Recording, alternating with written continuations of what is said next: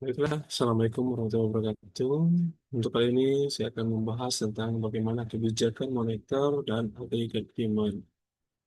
Jadi, untuk di sini adalah kita sebelum mempelajari tentang agregat demand, kita juga harus mengetahui terkait tentang bisnis cycle, inflasi, pengangguran, bagaimana sebuah ekonomi tersebut mengkoreksi dirinya sendiri secara mekanis. Jadi di sini kita harus mengetahui bahwa terkait materi SLM bahwa SLM ataupun SLM tersebut adalah terjadi karena adanya kekakuan harga pada ekonomi jangka pendek. Jadi kenapa harga tersebut kaku? Jadi di sini ada kontrak upah dan harga. Jadi perusahaan tidak bisa langsung menaikkan harga ketika ada perubahan harga di pasar. Jadi karena ada kontrak upah dan harga, jadi memiliki ketika permintaan turun, perusahaan tidak langsung mengurangi upah atau harga. Jadi gaji pegawai sudah tetap seperti 5 juta selama beberapa tahun, walaupun terjadinya penurunan penjualan. Jadi perusahaan tidak bisa langsung memotong gaji, perusahaan takut kehilangan pelanggan. Jadi harga tersebut tidak bisa langsung dinaikkan karena ada pertimbangan terkait pelanggan dan juga posisi harga karena perusahaan lebih memilih mempertahankan harga untuk sementara waktu. Ekspektasi dan ketidakpastian.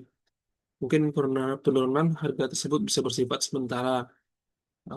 Jadi karena karena anggapan sebuah perusahaan tersebut menganggap hanya sementara, perusahaan lebih melakukan efisiensi daripada menambah harga karena biaya produksi yang naik. Jadi akibatnya apa? Mengurangi produksi, mengurangi jam kerja, PHK pekerja untuk menurunkan biaya-biaya sehingga harga tetap di stabil di harga tertentu. Jadi upah sulit turun, jadi pekerja bisa menolak pemotongan gaji, maka mereka lebih mudah memberhentikan pekerja dibandingkan menurunkan upah dari semua pekerja tersebut. Dan ini berdasarkan pada Great Depression 1930-an, bahwa krisis ekonomi tersebut runtuhnya pasar saham Amerika di 1929, yang dampaknya adalah perbankan yang dilikuidasi, investasi jatuh, konsumsi turun, pengangguran yang sangat tinggi, dan produksi anjlok. Di Amerika, pengangguran hingga mencapai 25% dan output ekonomi turun besar dan banyak perusahaan yang tutup. Jadi kita sudah di video saya sebelumnya sudah menjelaskan tentang agregat ekonomi, agregat demand itu adalah konsumsi ditambah investasi tambah government spending dan net export. Jadi yang terjadi pada Great Depression, investasi jatuh, konsumsi turun, bahan gagal. Dan karena harga kaku, akibatnya apa? Harga langsung turun, pasar cepat ke. Kalau harga fleksibel ya, jadi eh, di situ membantah teori klasik yang mana ketika harga langsung turun, pasar akan kembali ke keseimbangannya. Jadi ketika harga tersebut turun dan akan memposisikan bahwa tenaga kerja tersebut bisa dengan upah yang turun dan posisikan perusahaan tersebut. Tapi dalam kenyataannya tidak bisa. Harga dan upah tidak langsung turun dan sehingga perusahaan merespon mengurangi produksi dan tenaga kerja dengan harga yang tetap. Jadi turunnya bukan langsung harga melainkan output ya. Output, pendapatan, dan kesempatan kerja. Jadi mekanisme Keynesian dari Great Depression ada kepercayaan ekonomi runtuh, investasi turun, agregat demand turun, dan perusahaan tidak bisa menyesuaikan harga atau upah, dan produksi dikurangi, PHK meningkat, pendapatan masyarakat turun, konsumsi makin turun, dan resesi makin parah. Jadi peristiwa ini sangat penting eh, bagaimana masalah utama menjelaskan kekurangan agregat demand.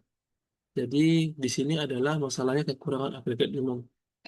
Bahwa ekonomi dalam jangka pendek, apa yang menyebabkan perubahan dari agregat demand sendiri. Jadi di sini adalah harga yang kaku tersebut dalam jangka pendek.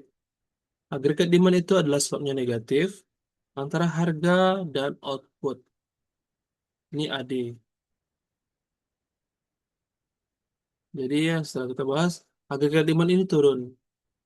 Jadi karena harga yang tetap tersebut dan menyebabkan agregat demand ini turun, kita breakdown apakah yang termasuk apa yang menyebabkan agregat demand di situ turun dan naik.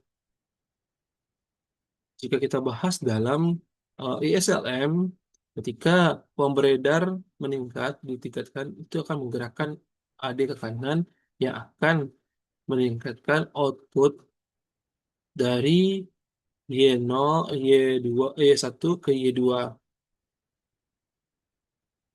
Dan bagaimana dengan kebijakan fiskal pemerintah atau intervensi pemerintah dengan meningkatkan pajak, menurunkan pajak maksudnya. Bagaimana dengan fiskal tersebut bisa menurunkan pajak dan meningkatkan government expenditure. Itu akan meningkatkan AD ke kanan. Government expenditure akan meningkatkan agregat demand. Jadi ini yang menyebabkan kurva agregat demand tersebut bergeser. Dan juga dengan kebijakan moneter bisa menggerakkan money supply meningkat akan menggerakkan kurva AD ke kanan atau meningkatnya kurva AD. Dan sebaliknya, jika pajak meningkat atau belanja pemerintah menurun atau belanja pemerintah tetap dengan pajak yang meningkat tadi ini menurun ya. Tadi menurun, pajak turun dan government expenditure meningkat ya. Kalau sekarang posisinya government expenditure tetap, pajak yang naik ya. Maka akan berlaku sebaliknya bahwa kurva AD akan bergeser ke kiri. Jadi dikatakan harga kaku tadi itu yang akan dipengaruhi, yang akan eh, menje- eh, yang apa yang mempengaruhi AD tersebut naik dan turunnya. Bahwa di situ ada dari pasar uang adalah money supply, dari pasar barang adalah intervensi pemerintah terkait dengan pajak dan government expenditure. Selanjutnya kita masuk ke sini. Ke eh, pembahasan berikutnya. Jadi harga barang dan ketersediaan lapangan kerja.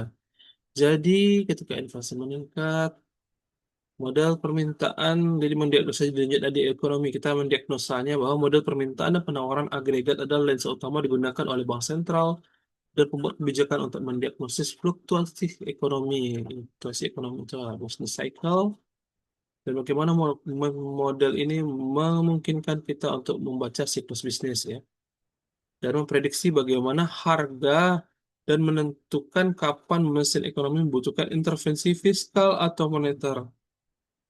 Jadi yang sudah kita bahas tadi, ketika harga bersifat kaku dan kita ingin meningkatkan agregat demand, apa intervensi dari kebijakan fiskal dan moneter tersebut?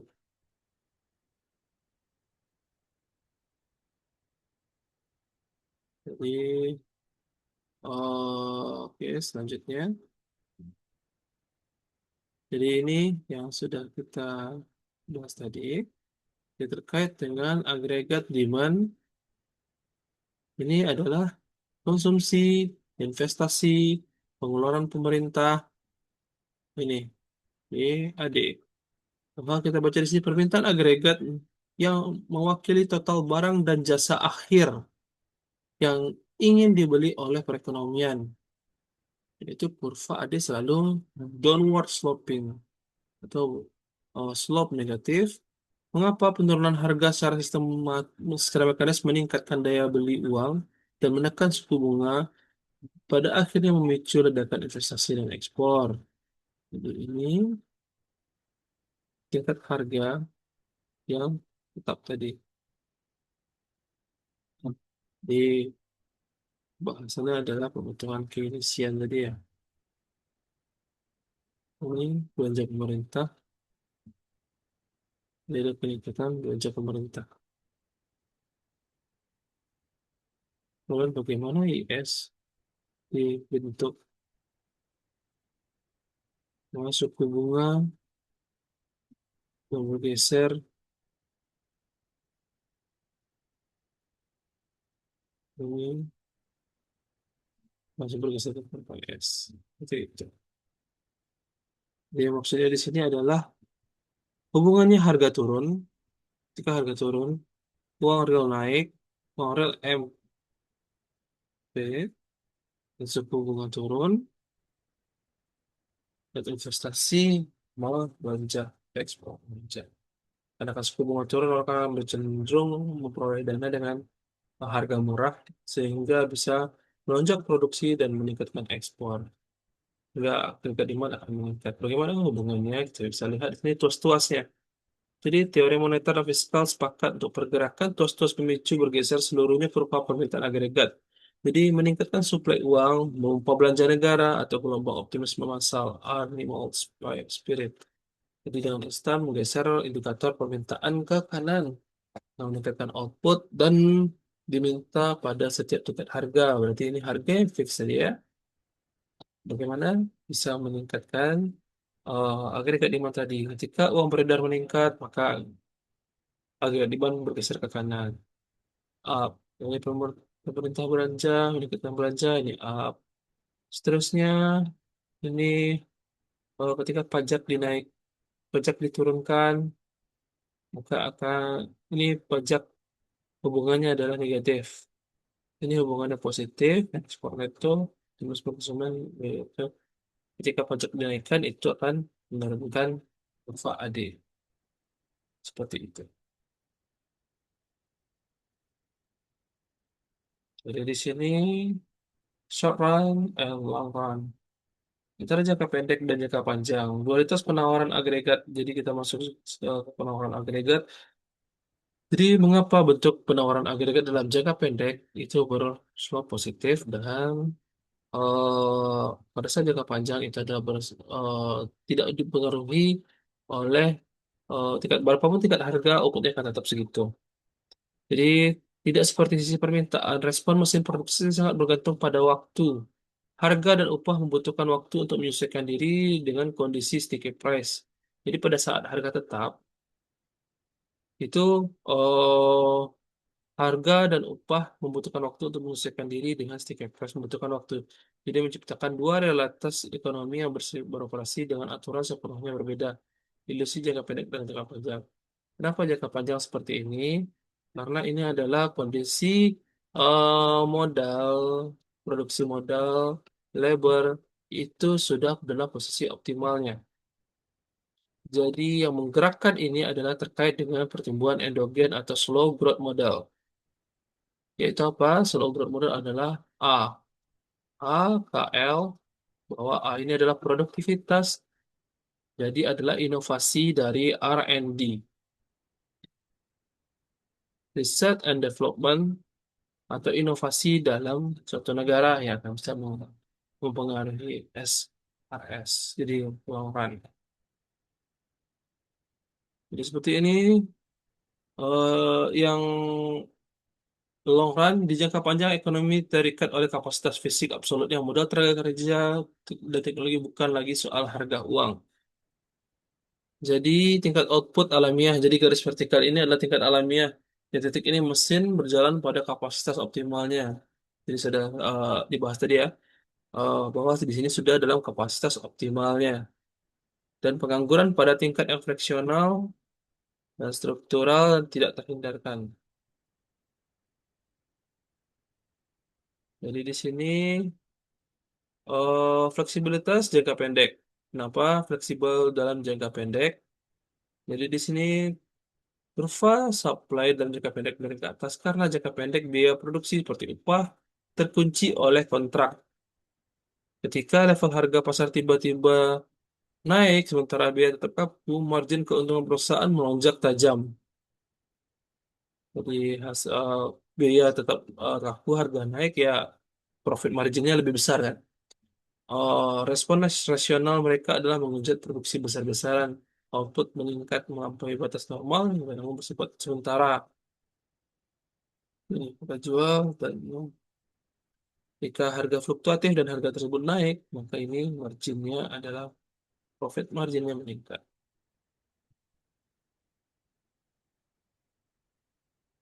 Selanjutnya di sini bagaimana ketat pasar tenaga kerja? Guncangan penawaran. Jadi di sini ada guncangan penawaran.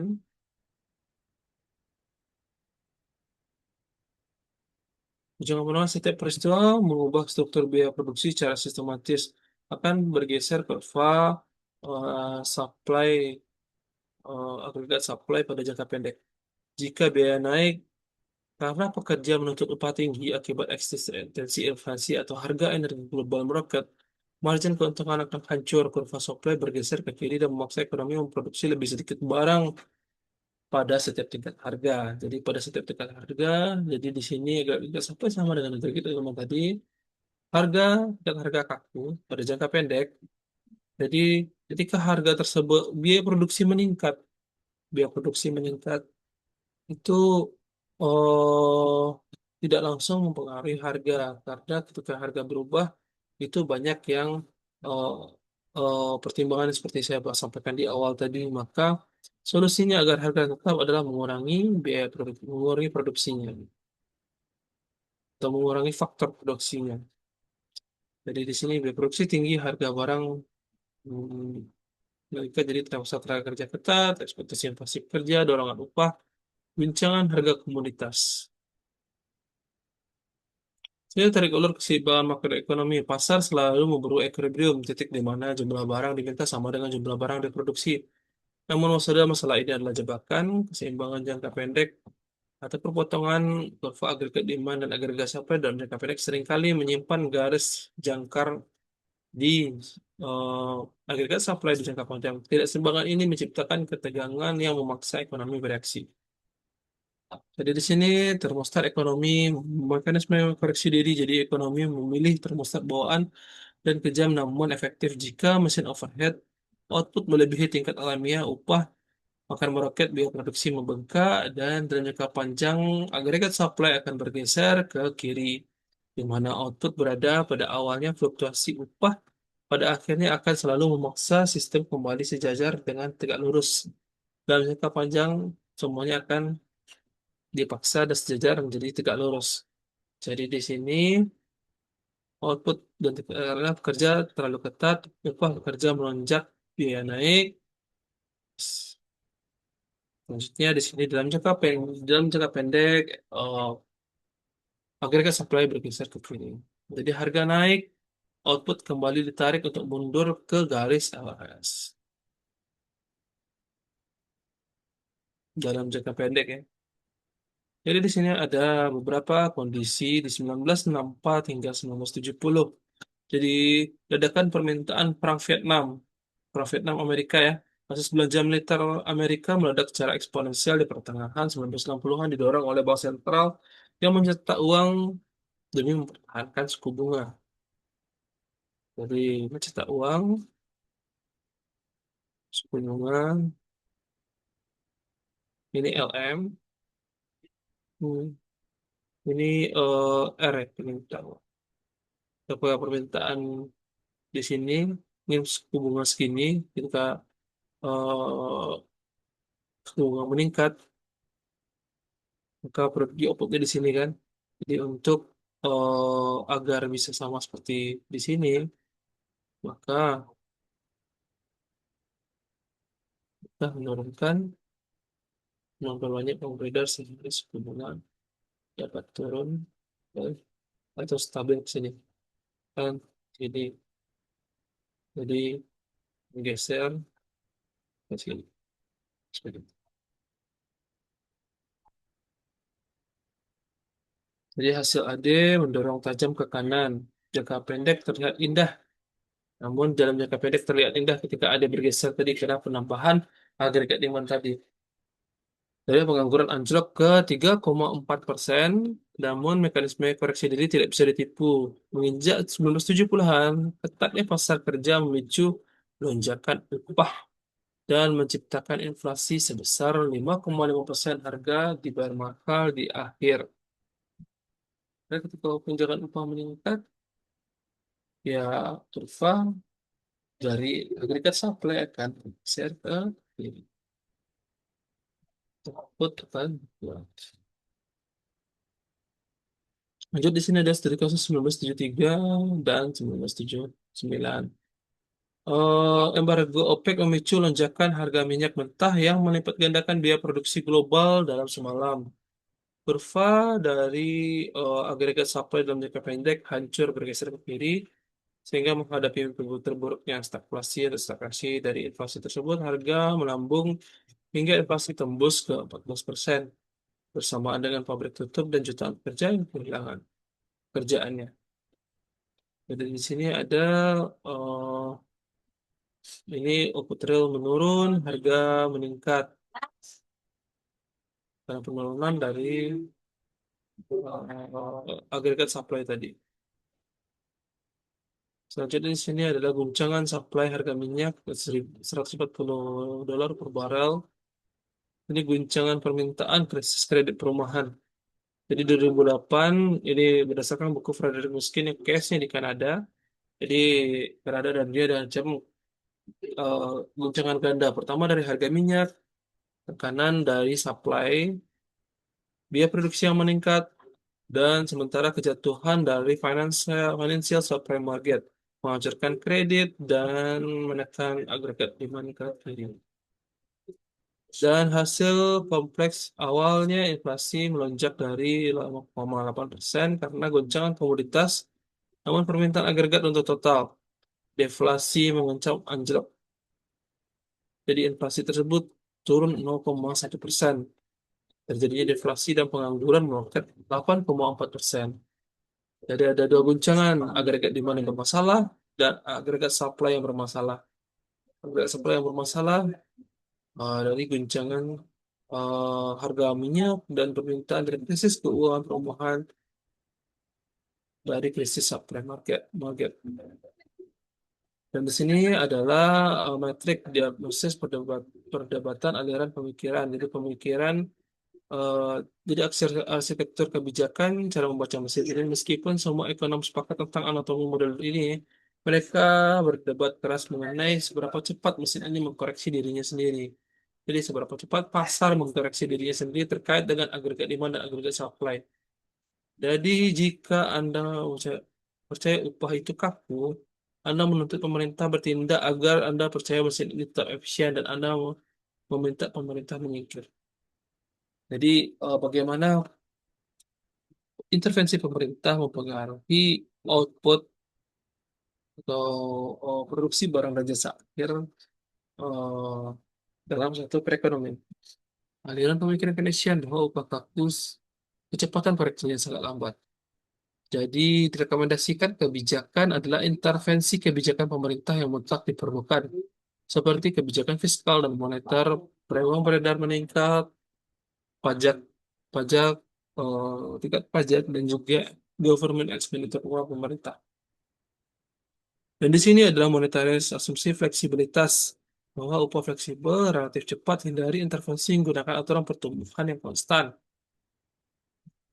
Real business cycle, jadi pergeseran kapasitas fundamental, bukan kecepatan koreksi, bukan fluktuasi, tapi pergeseran long run agregat supply. Biarkan guncangan murni berasal dari produktivitas dan teknologi. Ini masih terkait dengan pertumbuhan endogen. Histeresis pengangguran merusak kapasitas yang bergeser, eh, output bergeser, turun permanen butuh ekspansi agresif untuk menyelamatkan pertumbuhan. Yang kita pelajari di yang model Keynesian itu perlunya intervensi seperti kebijakan fiskal dan moneter. Ini hukum alam makroekonomi permintaan mendikte harga, agregat demand mendikte harga. Jadi guncangan agregat demand hanya memberikan ilusi pertumbuhan output di jangka pendek. Jadi intervensi tersebut agregat demand ilusi pertumbuhan seperti meningkatkan uang beredar ditekan meningkatkan agregat demand dari AD1 ke AD2 seperti ini ya. Sini ada lagi Y1, di sini ada Y2.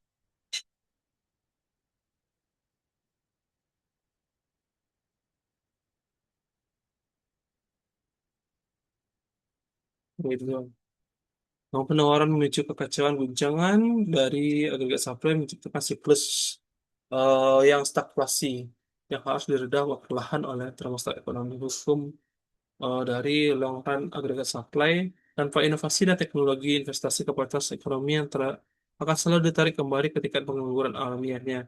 Jadi kunci dari jangka panjang adalah inovasi teknologi yang saya sebenarnya A, KL, berarti A-nya ini kita harus menjadi uh, uh, concern.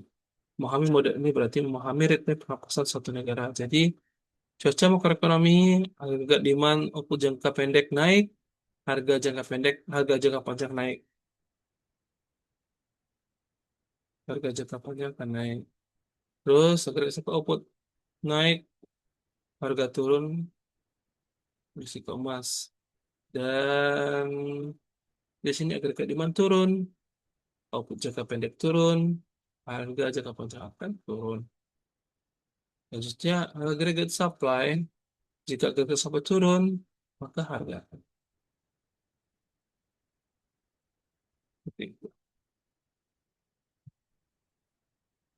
Dan bagaimana intervensi dari makroekonomi tersebut terkait agregat demand hubungannya adalah terkait dengan uang beredar.